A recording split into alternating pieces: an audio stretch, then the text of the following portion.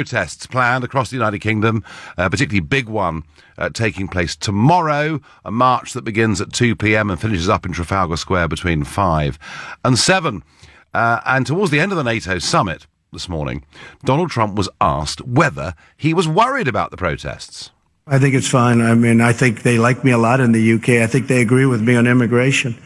I'm very strong on immigration. I made a point today. I said, you're going to have a lot of problems. I think that's why Brexit happened. Well, there's Trump saying, hey, on the issues of Brexit and immigration, he's going to be very popular in the United Kingdom, and we'll discuss that this evening. Now, with all these protests going on, there was actually a pro-Trump rally that took place today, and it took place in Committee Room 14 in the Palace of Westminster. That's the room where the 1922 Committee of the Tory Party normally meets. Magnificent room, sponsored by a Conservative MP, Daniel Kaczynski. And I was asked to speak there today about the special relationship and where it's at. This Prime Minister has, at every conceivable opportunity, followed the politically correct pack in criticising Trump and his actions.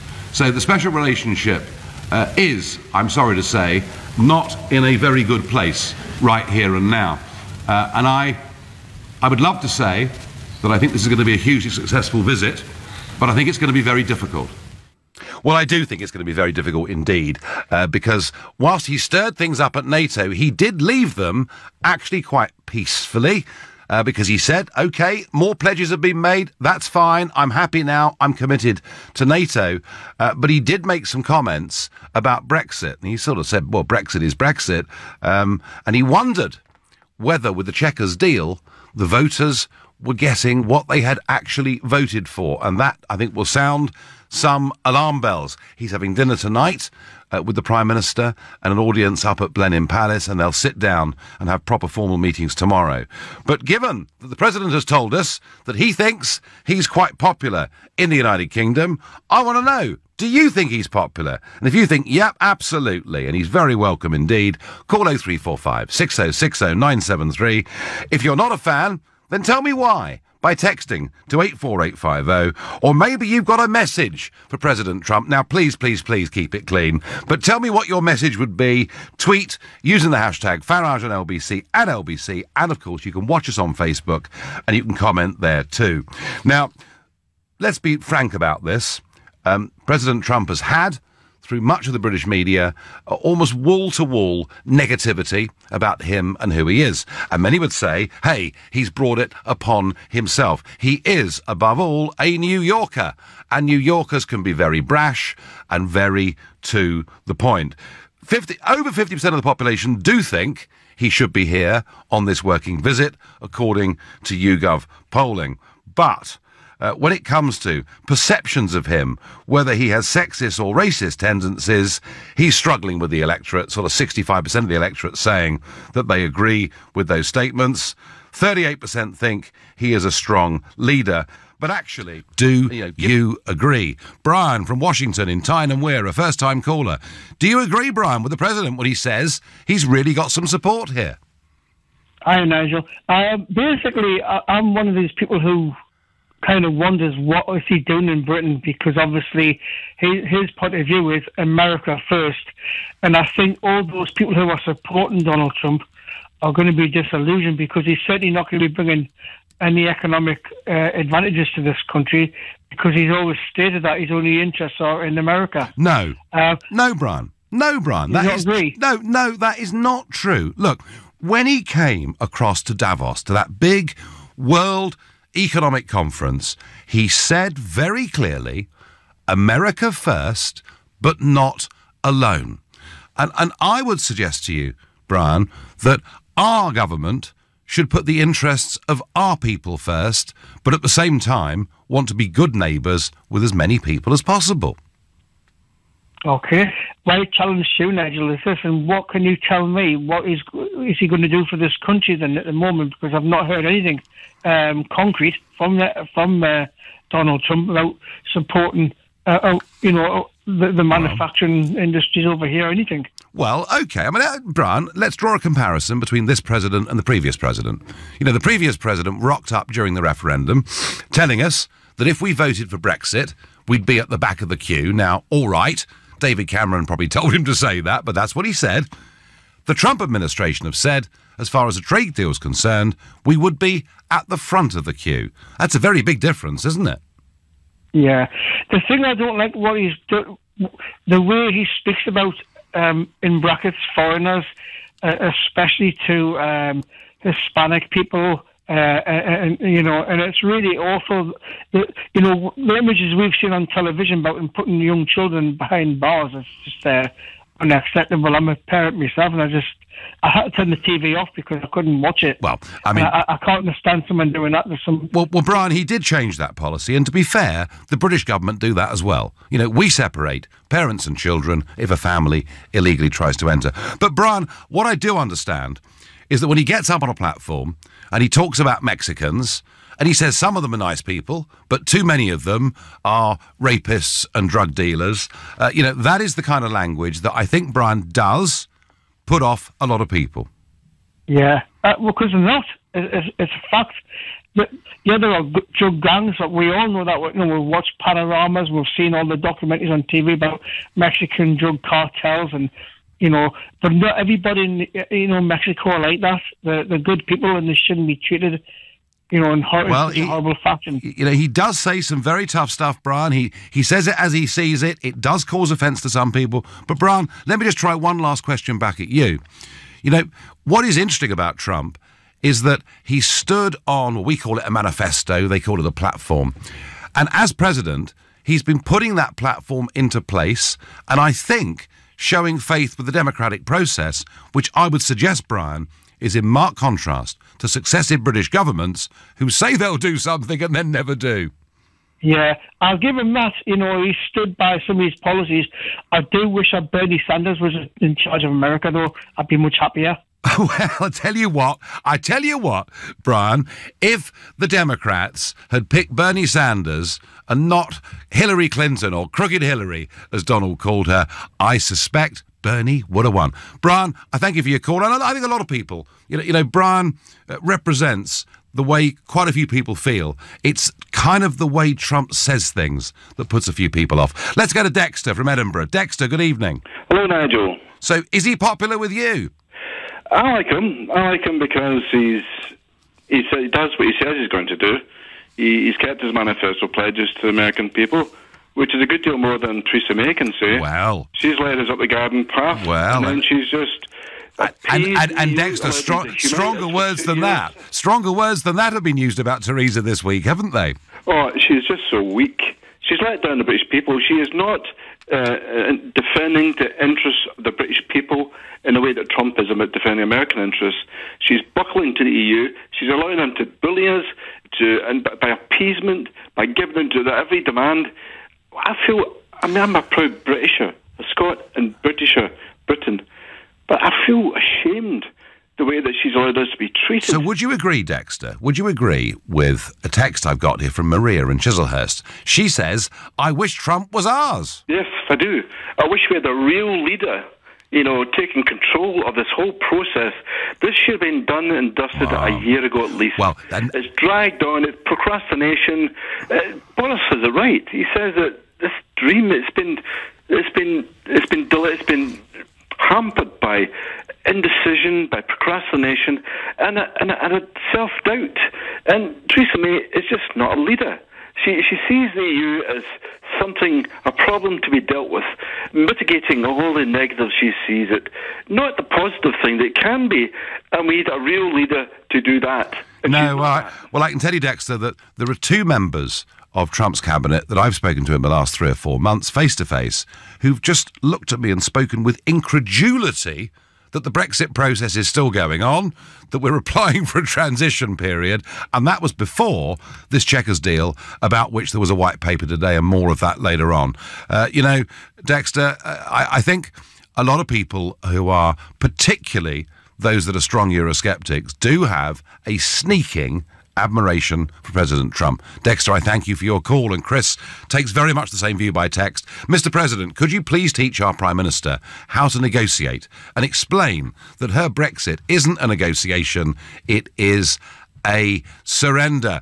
Welcome, President. Ignore the left. Well, you know, we had one or two of you on already who are very worried about the language that he uses, the way that he talks about some immigrant groups, but a lot of others saying, hey, do you know what? He's a strong leader and he does what he says, what they voted for. The label on the tin has turned out to be right. You're listening to the Nigel Farage Show, exclusively on LBC, and it's now 7:15.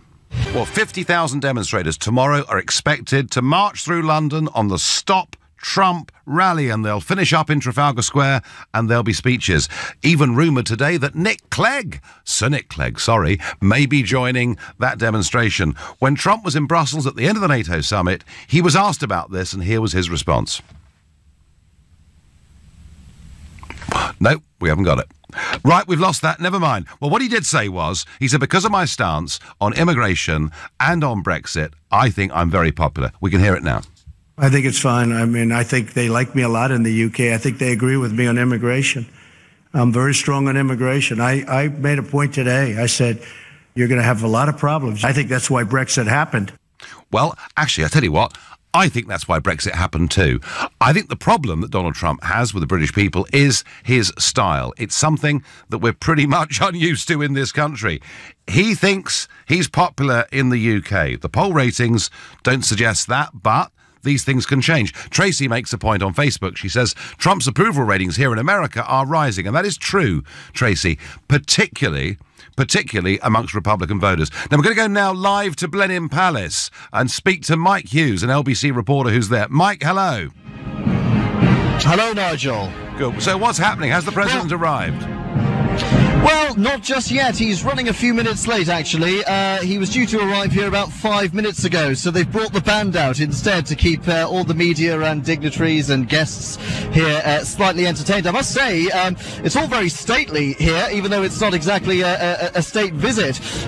Here's what we're expecting when Mr. Trump does arrive. He is due to arrive in Marine One, which I believe is in the air as we speak. He will then disembark the aircraft and get into the Beast, the armored motorcade vehicle that he regularly uses. The military parade, which you can probably hear in the background right now, actually, is a mixture of the Scottish, Irish and Welsh Guards. So they're out in their red tunics and bearskins, and as you can hear, the music is playing brilliantly. Mr. Trump and his wife Melania will then change for a black tie dinner this evening. We know it'll be pretty much a roast dinner, followed by some strawberries and clotted cream later on. Now, this will be attended by members of the cabinet along with business leaders as well. But while orderly discussions will be going on inside the palace at the gates, there are demonstrators out there at the moment. But I must say, the president was right earlier on, Nigel, when he spoke at the NATO summit, when he said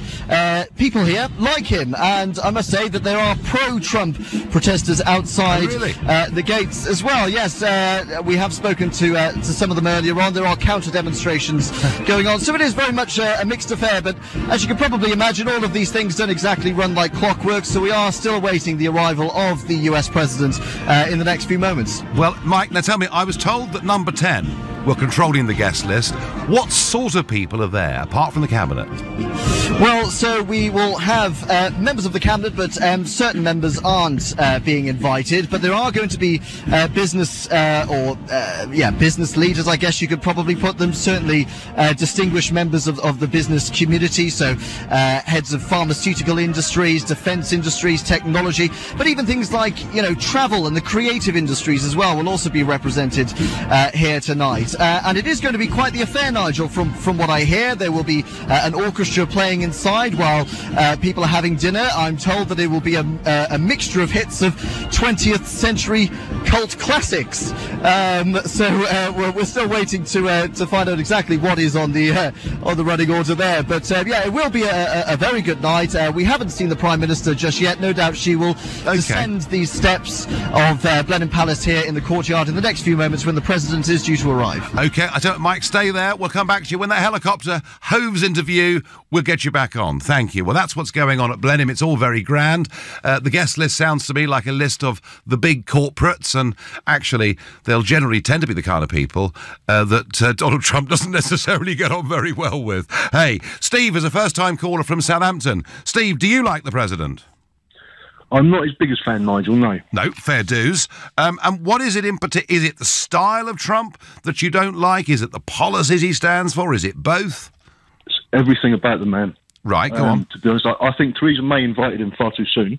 Too We haven't soon? had a chance to see how he behaved on the world stage. I mean, you look at how he's insulted pretty much every world leader so far.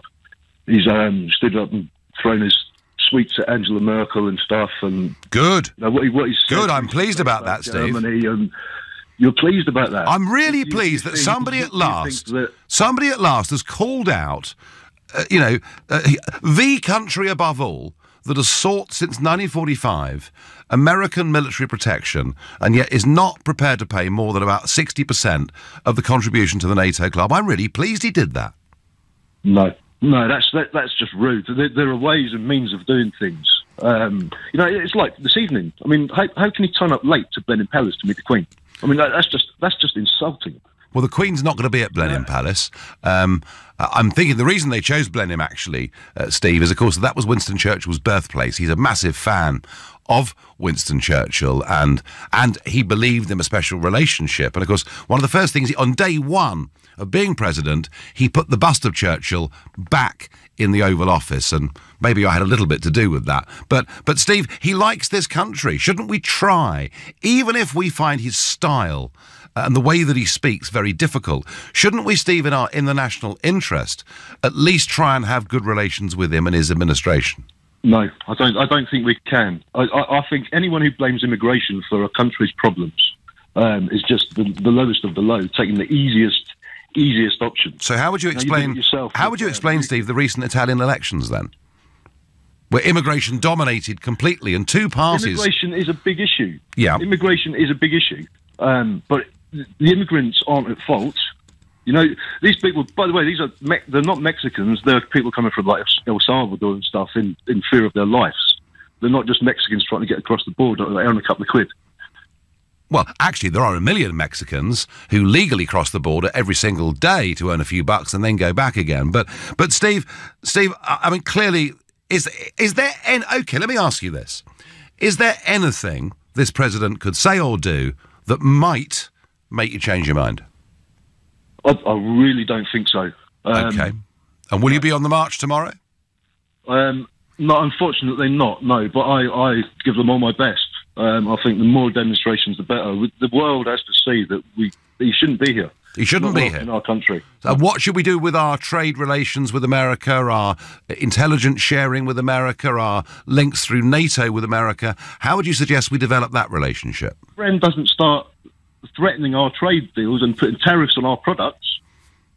You know, that's not an act of a friend, is it? Well, that's an act of aggression. Well, the EU do it to the whole world. Yeah, when you want to, that's like, no. All right, no, Steve, I can't convince you, but I tell you what's good is that you and I can agree to disagree, but do so in a civilised manner. Because, one or two things that I've seen are people absolutely screaming abuse at those who appear to support Trump. Steve, I thank you very much indeed for your call. And some very disturbing news overnight that the former British ambassador to Washington, Sir Christopher Mayer, was really quite brutally attacked at Victoria Station yesterday. That's very, very unpleasant because he's somebody who's done a lot to try and improve Anglo-American relations. Ravi is calling from Isleworth. Ravi, good evening. Hi, good evening. I think the biggest loser on this trip is Mayor Trump. sorry, Mayor Khan. Right. Mayor Khan. Firstly, in any kind of official capacity, Khan was there to welcome the Chinese president, the Saudi king, whose both these countries' human rights records, they actually persecute people, their own people in their own country. And I think that, Khan should put his differences behind him, at least welcome the president, because the whole world is looking. You have the mayor of this country, and then to depict such a balloon in there. It's just shameless. It's very puerile, childish, horrible behaviour. Ravi, are you saying then that Mayor Sadiq Khan is a hypocrite for welcoming people who genuinely abuse human rights and not Trump? I'm saying he's the biggest hypocrite for this reason, because he uses the argument that he's against ethnic minorities. Some of the biggest corporate people who are at Blenheim Palace, I just remember the Tata Group, they own Jaguar Land Rover, they own Tetley Tea. You know, he keeps using ethnic minorities, he doesn't like them, but he's the mayor of London. You have to put your childish differences behind you and welcome people, just like he welcomed the King of Saudi Arabia, the Chinese president, who are no angels. That's my opinion. No, Ravi, listen, I think you're right, and I think that Sadiq Khan's personal dislike, perhaps even prejudice against Trump, he's putting that ahead of what is good for London and what is good for this country. Thank you very much indeed, Ravi, for your call. Let's go back to Blenheim Palace. Mike Hughes, I believe the President's arriving. So we've certainly seen his escort helicopters by the looks of it, Nigel. They have just flown right over the top of Blenheim Palace, actually. Probably a good indicator that the President is not far away, is that the band have actually stopped playing now. There is almost a deathly silence here at Blenheim Palace. All of the guests, members of the Cabinet, invited guests from industry as well, are lined up outside of the palace steps. There is a red carpet leading up as well, and members of the Irish, Scottish and Welsh Guards are now stood to attention. They are not playing at the moment. We are expecting the motorcade to enter certainly the courtyard of Blenheim Palace here in the next few moments. No sign of him just yet, though, Nigel. We were expecting Marine One, or certainly the helicopter he's using, to be in sight, but no sign of him just yet. But we'll certainly keep you posted. It can't be far away. We'll come back to you later on in the programme. Mike, thank you. You're listening to the Nigel Farage Show exclusively on LBC. It is now 7:30 in time. Well, the bands of the Guards regiments are on parade at Blenheim Palace, still waiting for the President to arrive. And he said earlier on in Brussels he thinks he's popular in this country because of his stance on immigration and on Brexit. Polling would suggest that is not quite the case yet. There is a lot of work for him to do. But I'm asking you, do you welcome him here in this country on this visit? Also today, we had the Brexit White Paper. Not the one that David Davis wanted you to see. No. The one that you saw today, the government issued, was the one produced by Gavin Barwell and Ollie Robbins and all these figures behind the scenes. I've had a look at the main headlines. I'm not massively impressed with it. I wonder how the Tory backbenchers will take it. LBC's political editor, Theo Usherwood, joins me. Theo, good evening. Very good evening, Nigel. They haven't taken it particularly well. I was listening to Dominic Raab in the House of Commons, the new Brexit secretary, announcing the white paper and taking questions from his own side, and they were distinctly unimpressed. Firstly, the issue of immigration. Actually, the government's put quite a lot more detail down, because last week at Chequers they only said there'd be labour mobility. We now understand there's going to be short-term visa waivers for business and tourism. Again, you won't need a visa for that. They haven't detailed exactly what they mean by short-term when it comes to that. And they also want to make it possible for companies to move their employees between countries. And so, in terms of ending free movement... Isn't that what's called free movement, Theo? You're about to finish the sentence for me. But you make a very good point, because then what is left of curtailments to free movement? Because there's even a line in there saying that people can come here if they already have paid work. So, although there will be apparently limitations, but in terms of what will actually change, from looking at what is not in the Brexit White Paper, it appears to be that it's only long-term settlement. Yes. Now, so that appears to be the only bit that isn't covered off. And that got many conservative backbenchers uptight. And then, of course, there was the European Court of Justice. The government, Tory backbenchers, those who still support a so-called hard Brexit, want out of the jurisdiction of the European Court of Justice. And, of course, it's not really going to happen, because what the government is proposing is that when there are disputes between the European Union and the UK, then there's going to be an independent panel to arbitrate, to decide who's right and who's wrong. But, of course, that independent panel, Nigel, is going to respect the rulings views of the European Court of Justice when it comes to EU law. So, therefore, in circumstances where there's a claim that EU law has been broken. Who's going to get the final say on whether EU law has been broken? It's the European Court of Justice. Yes. And finally, Theo, just quickly, because we're going to go back to Blenheim in a moment, but mutual recognition was what David Davis was fighting for, that we respected each other's laws, but we had the ability to diverge, and ultimately we made our own laws. But they're now talking here about a common rule book, I see.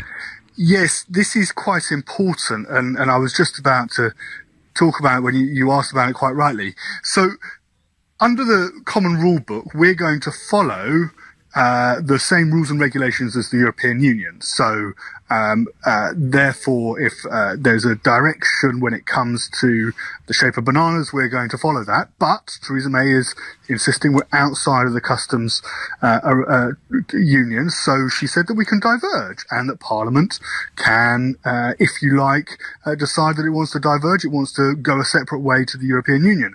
However, at the very end of the white paper, it says two things in paragraphs 31 and paragraphs 32 of what the implications are of that. The first thing is, if you diverge, there are going to be what are known as, in fact, they're punitive measures. The European Union can punish us for it. And one of those punitive measures that it talks about is that there will be implications for Northern Ireland. So the question is, could you end up with divergence in, if we wanted to diverge, we wanted to change our rules, that's fine. But we won't be able to change our rules for Northern Ireland, in effect. And because we can't change our rules for Northern Ireland, that would be, or if we were to change our rules for Northern Ireland, that would effectively be a border down the middle of the Irish Sea. Theresa May said that's completely unacceptable, and of course she's supported by the DUP in Parliament, so we're just going to have to accept their rules and regulations. And they're trying to create this illusory illusion, I should say, that actually the Parliament will in the future have a say over what laws we accept and what laws we don't. But in theory we do now. It's not going to happen. In theory we do now. And it's very interesting, isn't it? Because before this was called regulatory alignment, and they've now just rebranded it as a common rule book. And finally, Theo, Boris Johnson's resignation speech next week. Yes, that's going to be... Is it going to be a Geoffrey Howe moment? I mean, Geoffrey Howe did effectively bring down Margaret Thatcher. It could be. I think the feeling within the Conservative Party that I've been picking up, and I wonder whether this message is going to get back to Boris, is that Tory MPs who are very critical and have submitted letters to Graham Brady, the chairman of the 1922 committee, are being asked now to withdraw those letters because there's a real possibility that there goes over the 48 to trigger a vote of no confidence. What that band of Brexiteers actually want to happen is they want to be seen to be reasonable. So they want to give officials, the Ollie Robbins, the Gavin Barwells, the ability to go to Europe and try and get their best deal, knowing full well, of course, that this white paper is only their opening hand. They then get trounced in the European Union by the likes of Michel Barnier. This is their thinking anyway, and therefore, when they come back with an even worse deal than the white paper, the polls look bad over the summer for the Conservative Party. This is how they envisage it playing out. Early September, that's the time to move against May.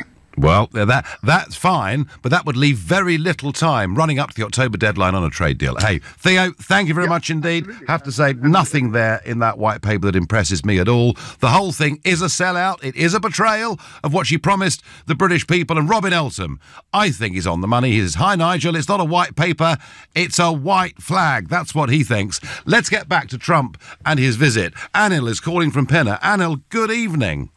Good evening to you.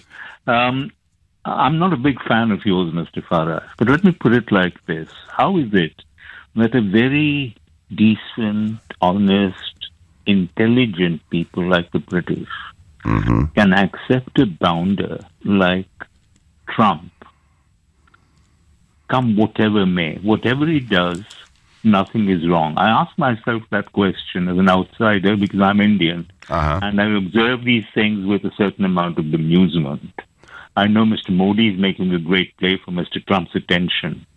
But what passes through my mind, and then I think to myself, think of the Führer principle, the Führerprinzip, the big man out there telling the world where to go.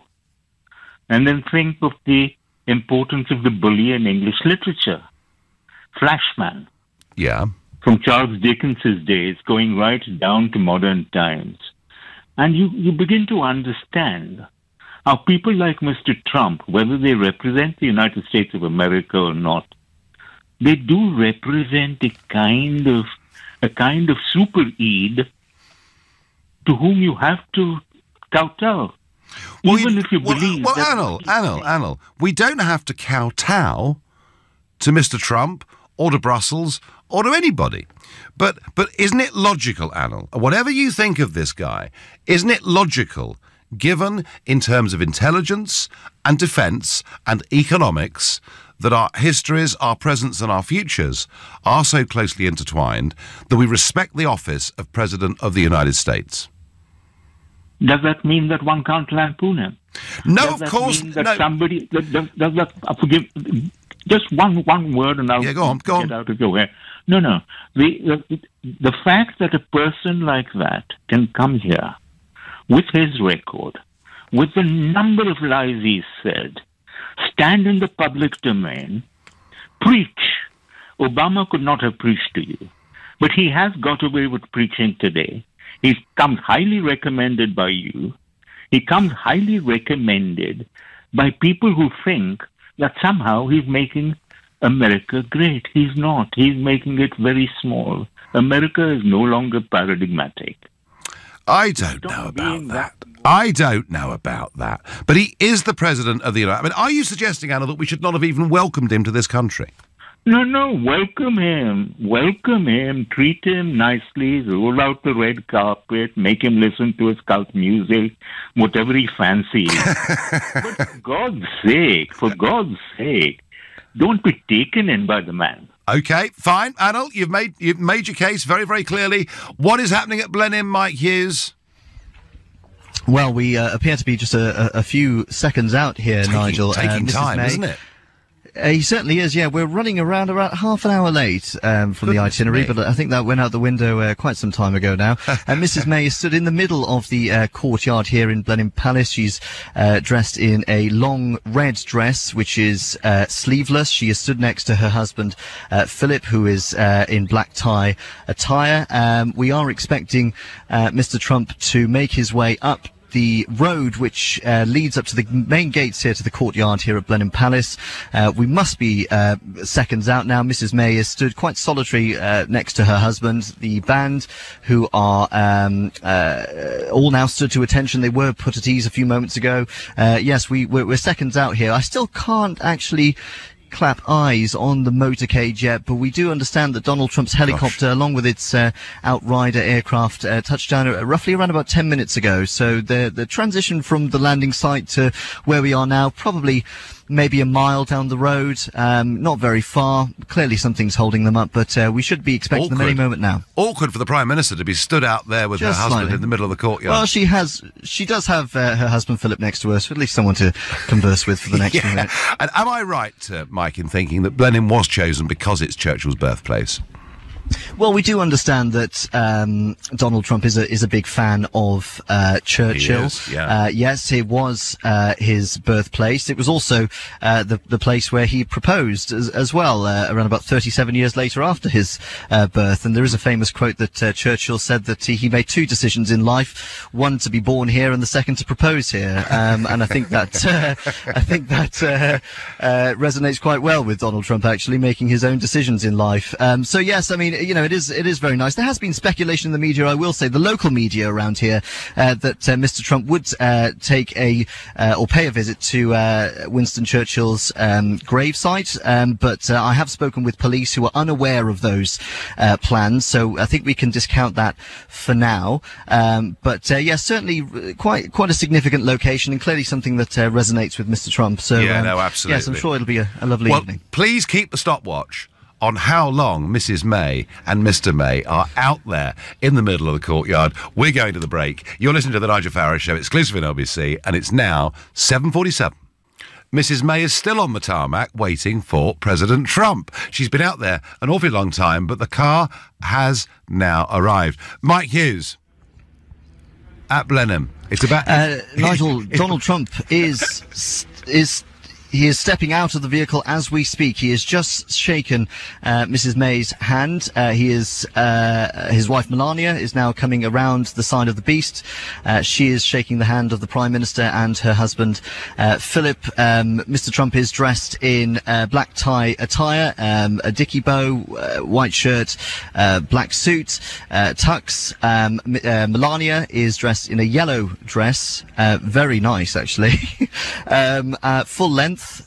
And they're just having a quick conversation here right now. They're just having a very brief chat next to the beast. They are now proceeding up the courtyard, and here we go, stand by the band, and they're about to kick off. And here comes Mrs. May as she heads towards the red carpet of the steps of Blenheim Palace. She is next to the US President, Mike? And her husband Philip. Does she look confident and comfortable? They are having a decent... Yeah, they do look fairly confident, yes. I mean, they seem to be having a good old chat as they make their way towards the steps here. Melania and Mrs. May's husband, Philip May, are having a good old chat as well. And, yes, it looks all very, very friendly. There seems to be quite intense conversation, actually. And here we are, Mrs. May making her way up the steps of Blenheim Palace here. Mr. Trump just leading ever so slightly ahead. And there we go. They are turned. And now they face the band.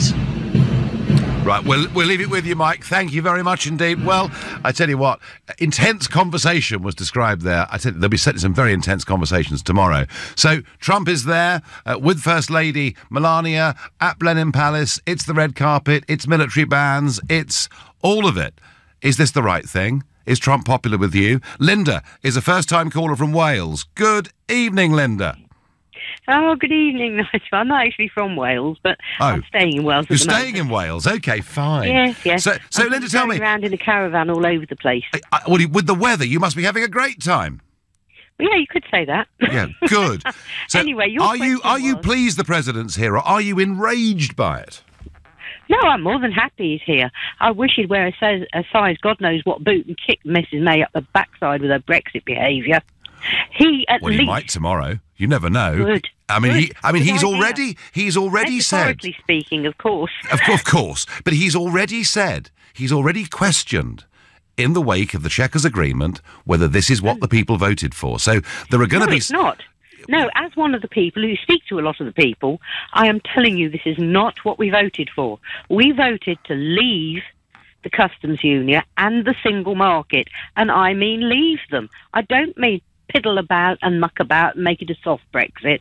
We need a proper Brexit. If we can't have that, then we need to do a no deal and go World Trade Organization, end of. Well, I think, Linda, that's pretty much what President Trump will say to Theresa May tomorrow. And I do wonder what's going to come out of this meeting tomorrow. In fact, I think it's going to be very difficult.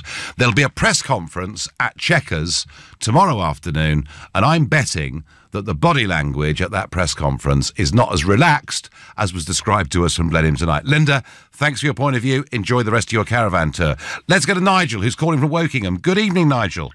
Good evening, Nigel. It's nice to speak to such a fellow passionate person as myself. I believe that Donald Trump is about as welcome in the UK as Novichok is in Salisbury. I cannot abide the theatre that we lay out with these puppets, these politicians. We're throwing so much money at theatre all the time. The guy who we keep on telling that we should respect the office as of America, that guy does not represent modern civilization. We've moved on. We're no longer... Well, how did he win, Nigel? How did he win the election, then?